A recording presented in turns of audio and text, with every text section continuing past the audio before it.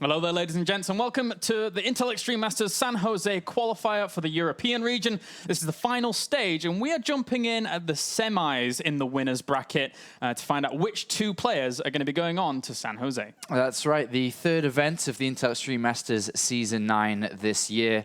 And what an event it's going to be at the SAP Arena, the SAP Arena, the SAP Center, I think it's called actually, the SAP Center, where, of course, the Sharks on the brain, the Sharks national hockey team do play. Yeah. And cool. we're going to be going over there in December, 6th, 7th, that's going to be a lot of fun. But yeah, the qualifier, so this is the third set of qualifiers. We've, of course, done the previous two events. Now this one, the first qualifier, the first set of players will have qualified soon. Looking forward to seeing which players are going to go through. 2 players out of all the players we've got left. Yeah, it's basically a mini WCS plus Sacsri, who actually has wound up in the semifinals here. So our first game is going to be Sacsri versus VortiX. VortiX has already gone through Snoot and Targa, so he's had a lot of ZvZ ramp up to his semifinals position. And then Sacsri, on the other side of things, has gone through TLO and 4GG. Yeah. So he's had some pretty tough opponents himself. Yeah, for sure. Both of these players are very, very good players. Sacsri, of course, is the DreamHack Valencia champion. You got top 8 at DreamHack Stockholm, so he's been putting in the results recently, but kind of very similar to Stardust last year, kind of popped out of nowhere and is now on top of the scene. He's living in Switzerland, playing for My Insanity. And more importantly, he's been holding the #1 rank in Grandmaster in Europe region for quite a while now. He's been hovering at top 3 always, most of the time #1 on the European ladder. Whereas on the other side of things, VortiX is VortiX. You know, we've seen and casted a lot of him over the years. He's the most performing player in the WCS Europe Premier League when we're getting around to that. So these two players going up against each other should give us a pretty decent series for sure. Yeah, definitely. Especially with how VortiX is seemingly playing Zerg versus Zerg. I didn't get to see the previous games of him going up against people like Snoot, but defeating Snoot, you know, that's no small feat for someone like VortiX, who was playing a little bit of another game recently after, unfortunately, bombing out of WCS in a position where he didn't really want to. He didn't get to the round of 8 last season, which, compared to the other seasons, it's not the best for him. Yeah, I'm not expecting too much from Snoot in today's qualifier. You know, this month is the month that he's taken off from training in StarCraft, so I don't think we're going to see too much from him today for sure. He'll be back again next month. But VortiX definitely has the potential to challenge the Koreans, because I think in this qualifier, it is going to be the Koreans that are going to be taking the top 2 slots. I think it's going to be very difficult for any of the Europeans to challenge them. You know, you got Sacsri in there, you got 4GG in there, you got Yoda in there, who I'm expecting to do very well. And those are the 3 players that stand out the most. You've got MMA in there, but MMA is actually playing from Korea today, so I don't think he's going to do that well when he stacks up against the top Europeans and also the Koreans. So MMA is playing, but don't see him going through, unfortunately. But for me, it's definitely Sacsri as a contender. It's definitely #1 contender, followed by either Yoda or 4GG is my predictions for the day, for sure. Counting out first? Yeah, Sacsri, 4GG, and Yoda. You know how Terran's doing very well recently. True. But then you've got good players in there. You've got VortiX in here. You've got Happy in there, who's played a little bit earlier on. Unfortunately, lost his first game. But you got Harston, who's playing well as well. So you do have the good mix of European players in there as well to try to challenge for this. Of course, not forgetting Welmo too. But you've got to be looking at Sacsri, 4GG, and Yoda in this qualifier. Yeah, true. It's actually a good thing that you bring up about Harston, because he's defeated Grubby in the lower bracket, I believe, and now he actually has to play against 4GG in a matchup where Harston's, you know, not too bad in PvT. So we've already seen him gain a lot of his success throughout WCS Europe in that matchup against Terrans. So, but 4GG's pretty good, so that's going to be quite difficult. Yeah, but coming on to this series, Sacsri versus VortiX here. As good as VortiX is Zerg versus Zerg, I really feel that this is going to be Sacsri's game. The last couple of tournaments I've watched him play, he's been dominating when it comes to Zerg versus Zerg. He kind of understands the matchup. He's very good mechanically, and it's very difficult to kind of break or slow down that type of player to get more units than he has, very simply. Yeah. Of course, StarCraft just being a game of numbers. It's hard to get those numbers advantage over Sacsri, unfortunately, because he's so good mechanically. Yeah, it will be difficult. Overgrowth is going to be our first map between these two guys.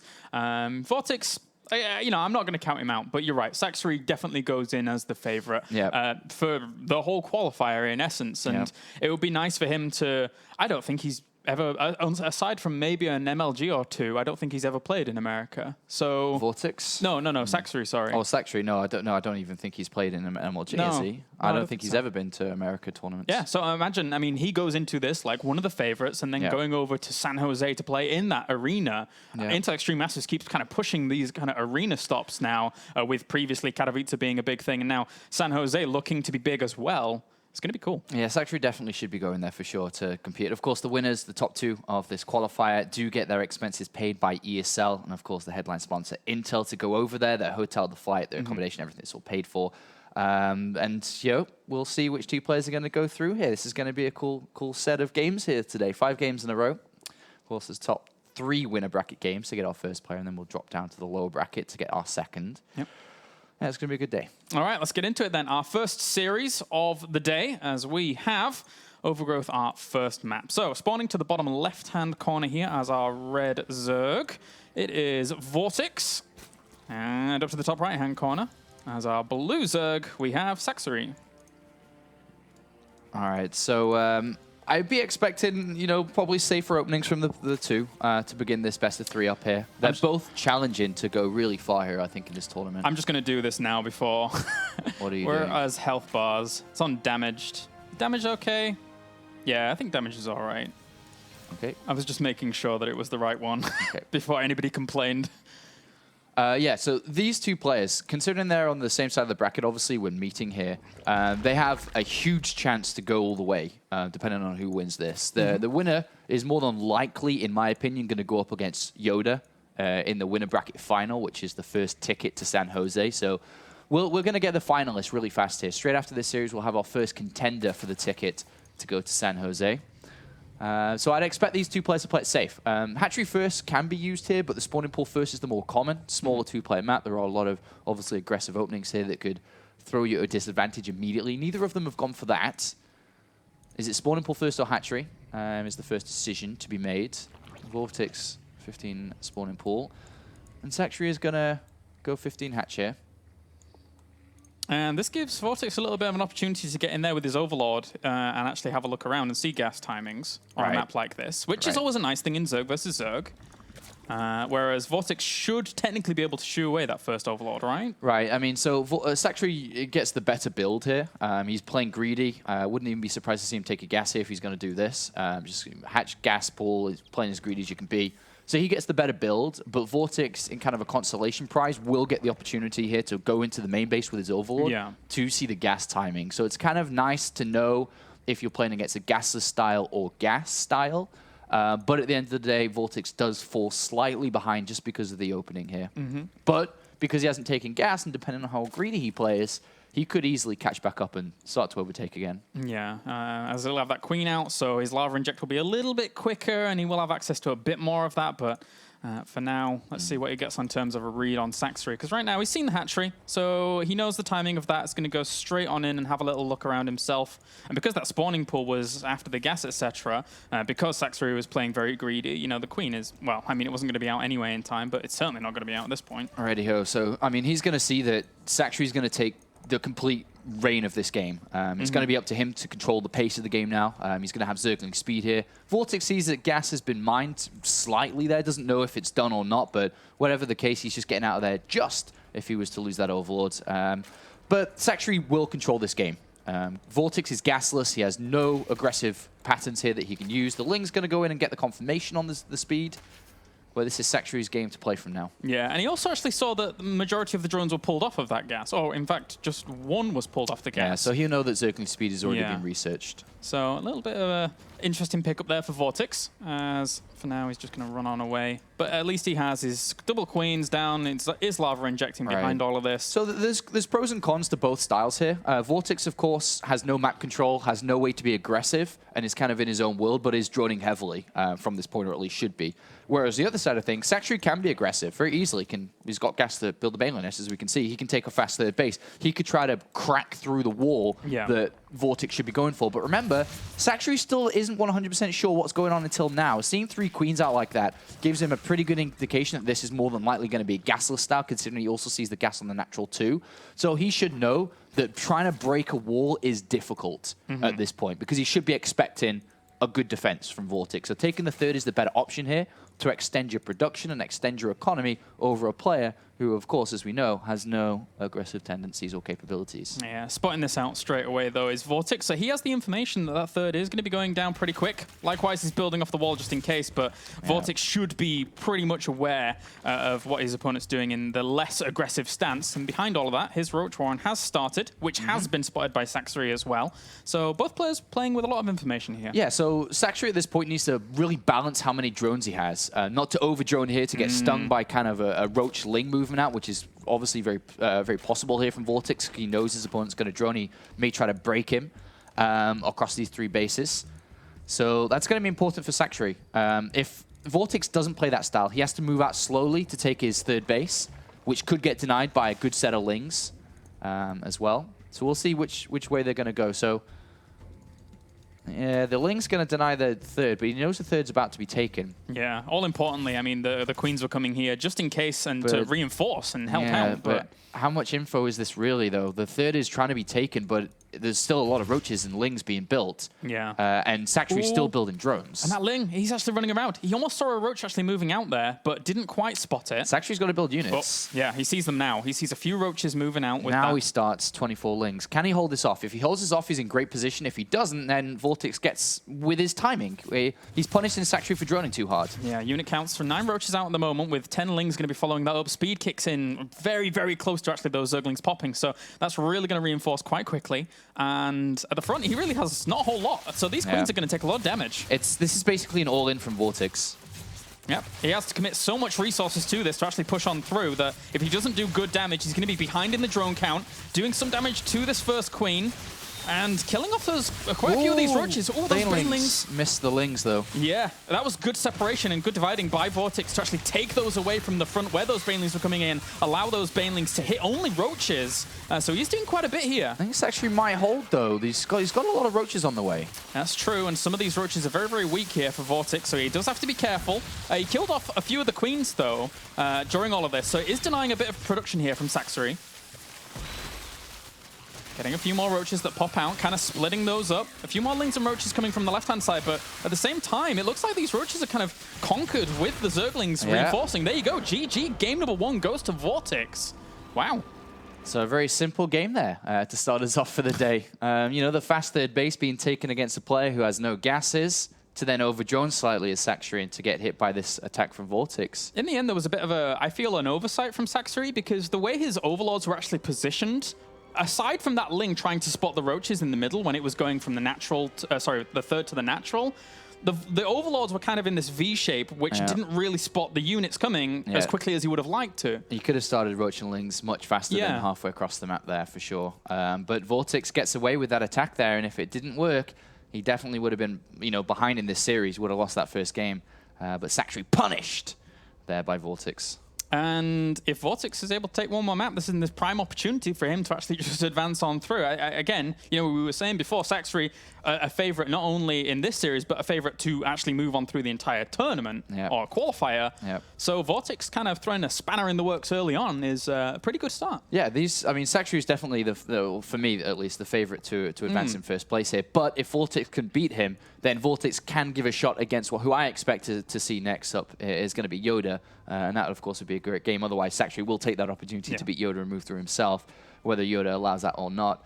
But yeah, good start there for the Spanish player for sure. We may see him be able to challenge for this first place, or at least the top half of the bracket to get that first slot. Maybe, again, he can go down to the low bracket if he was to lose.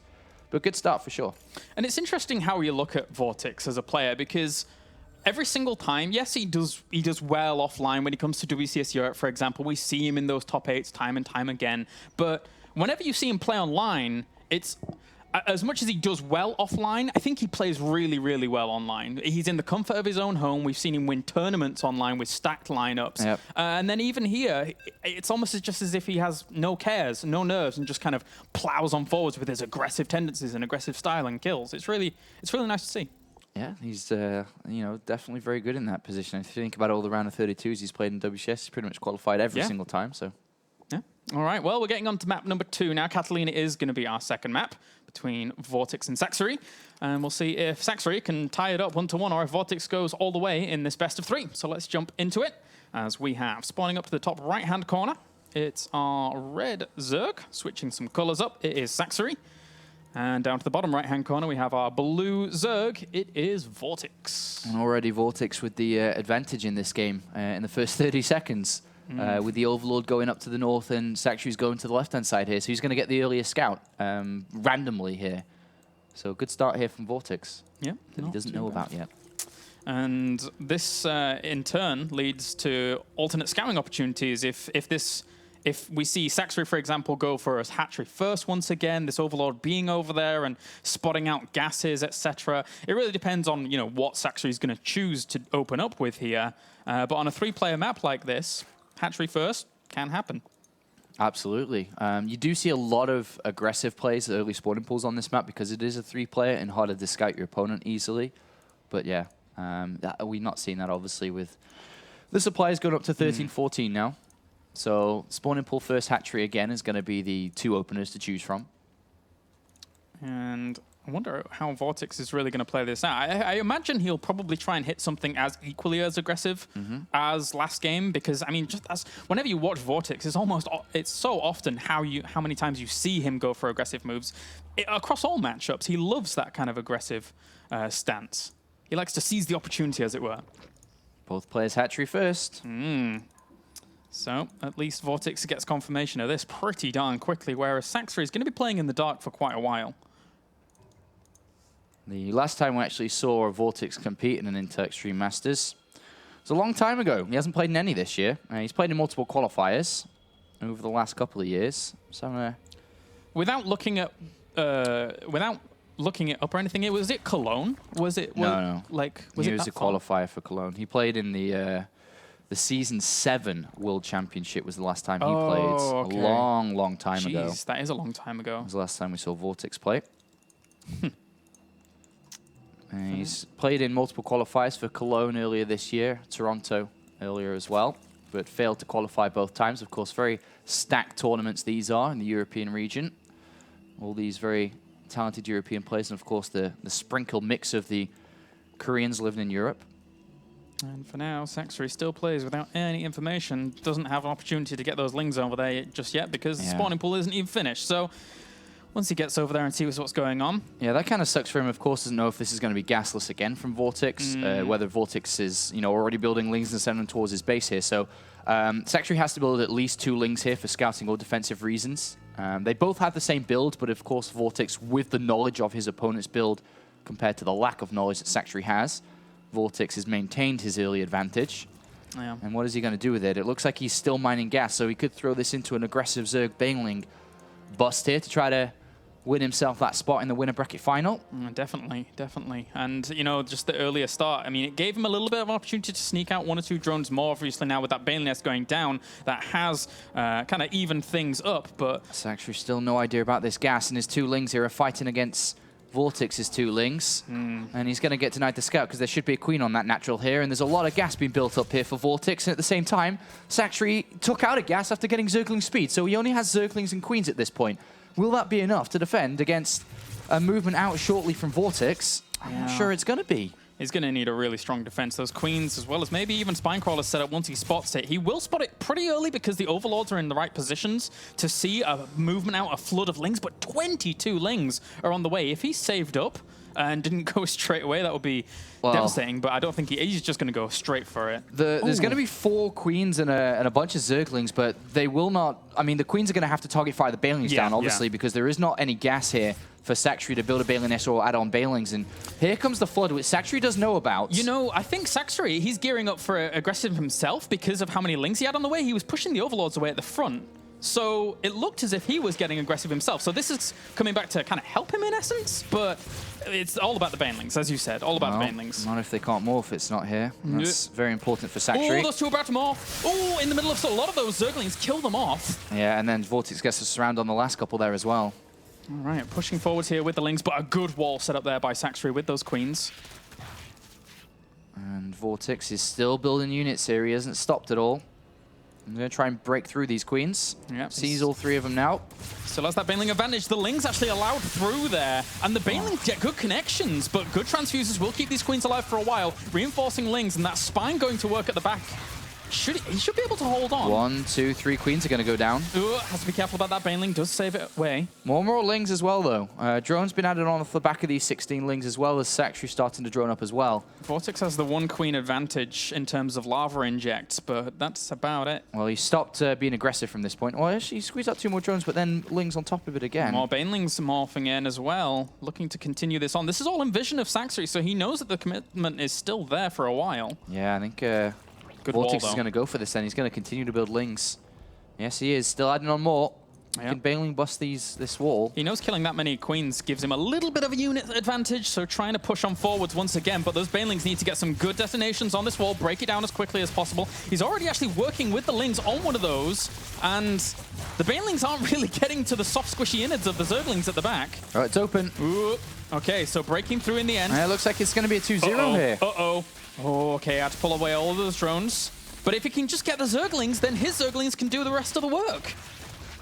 A lot more units flooding over here with 1 Baneling left. This flood of Zerglings is going to get blown up. 43 Zerglings well against done 18. to VortiX here. Brilliant play. Didn't expect him to 2-0 Sacsri here. Yeah, and all in all, this is Sacsri not having Baneling Nest, not having proper information. VortiX with the earlier scout, with the denial of the scout from Sacsri.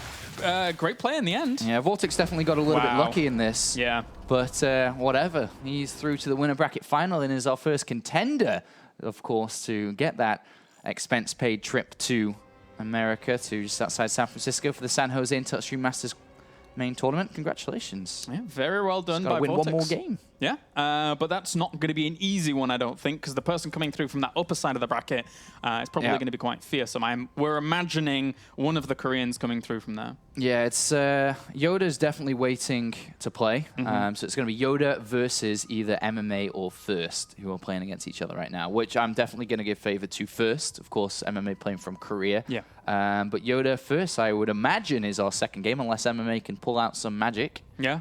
I mean, Yoda and First, they have a long history now of actually playing against one another in tournaments such as WCS. And Yoda always seems to come out on top in the when everything's said and done. So that could be a cool series. Likewise, TVT would be nice as well. So that does it for our first series. Yes, it does. All right. So join us after the break, guys, when we have more games here from the Intel Extreme Masters San Jose qualifiers.